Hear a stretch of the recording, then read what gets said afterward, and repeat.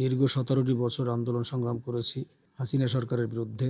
আমরা যারা বিএনপির রাজনীতির সাথে সম্পৃক্ত, আমরা আসলে সারা বাংলাদেশে কোনো অঞ্চল ভালো ছিলাম না। আমাদেরকে বিভিন্নভাবে মামলা, হামলা, গুম করা হয়েছে আমাদের নেতৃবৃন্দকে। লক্ষ লক্ষ নেতাকর্মী, লক্ষ লক্ষ মামলা। আমরা সবাই খুবই আতঙ্কের মধ্যে থাকতাম। যেমন মাঝে মধ্যে ঢাকায় ছিলাম, তো কোনো প্রোগ্রাম হলে রাত্রে চলে আসতাম, সকালে প্রোগ্রাম শুরু করতাম, পুলিশ হাজির।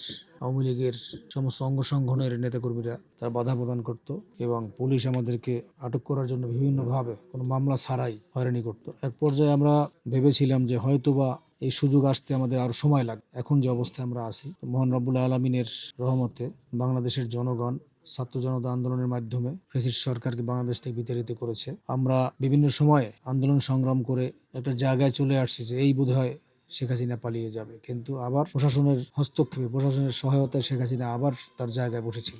শেষ পর্যন্ত আমরা যেটা দেখলাম যে লাস্ট মুভমেন্টে বাংলাদেশ আর্মি শেখ হাসিনার কথা শুনতে চাইলেও শোনার সেই সুযোগটা তাদের ছিল না। ছাত্র জনতার আন্দোলনের মুখে বাধ্য হয়েছে আমাদের পক্ষে কথা বলার জন্য এবং একটি কাজ করেছে, শেখ হাসিনাকে এবং তার যে এমপি মন্ত্রী ওই সময় ছিল, অনেক নেতা সিনিয়র, তাদেরকে পালিয়ে যেতে তারা সহায়তা করেছে। এটা আমরা এখন সব বুঝতে পারতেছি, তখন আমরা বুঝেছিলাম, এখন তো এটা ওপেন হয়ে গেছে।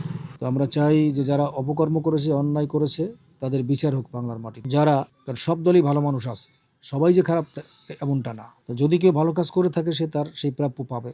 এবং আগামী দিনে আমরা চাই যে বাংলাদেশে একটি সুন্দর গণতান্ত্রিক সরকার প্রতিষ্ঠিত হোক এবং এই বর্তমান যে সরকার, নিরপেক্ষ সরকার, এই সরকারের মাধ্যমে একটি গণতান্ত্রিক উপায়ে সুন্দর একটি নির্বাচন উপহার দিবেন এবং নির্বাচনের মাধ্যমে বাংলাদেশের জনগণ তাদের মনের প্রার্থীকে তারা ভোট দিবেন। কারণ আমরা দেখেছি বিগত 17টি বছর যাদের বয়স আজকে 30 বছর বা 35 বছরের নতুন ভোটার হয়েছে, আরও 17 বছর আগে তারা তাদের ভোট প্রয়োগ করতে পারে নাই। দিনের ভোট রাত্রে হয়ে গেছে।